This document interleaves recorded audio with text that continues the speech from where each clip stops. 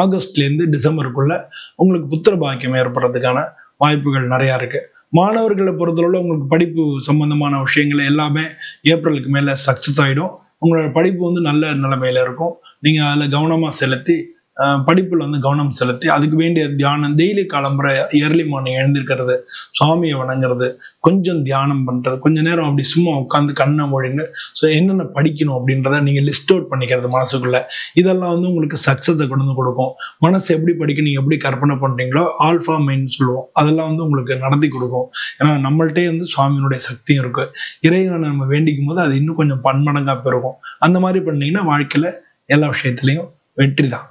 So இந்த வருஷம் மேஷ ராசிக்காரங்களுக்கு மேக்சிமம் நல்லா இருக்குன்னு சொல்லலாம். முதல் 4 மாதம் கொஞ்சம் ஒரு சில தடைகள், காரிய தடைகள், கஷ்டங்கள் இருந்தாலும் அடுத்த 4 மாதத்துல அதில் 50% உங்களுக்கு வெற்றி கிடைக்கிறது.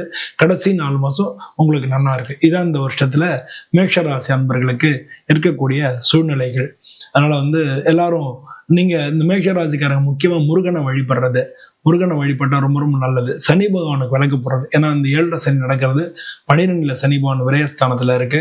அதனால நீங்க எல்லாருமே ஒவ்வொரு சனிக்கிழமையும் சனி பகவானுக்கு விளக்கு போடுறது, இதெல்லாம் உங்களுக்கு வாழ்க்கையில நிச்சயமா வெற்றிகளை கொண்டு கொடுக்கும். எல்லோருக்கும் நல்லபடியா இருக்குன்னு சொல்லி நானும் சுவாமியை பிரார்த்தனை பண்ணிட்டு உங்கள்ட்ட இருந்து விடைபெறுகிறேன். நன்றி, வணக்கம்.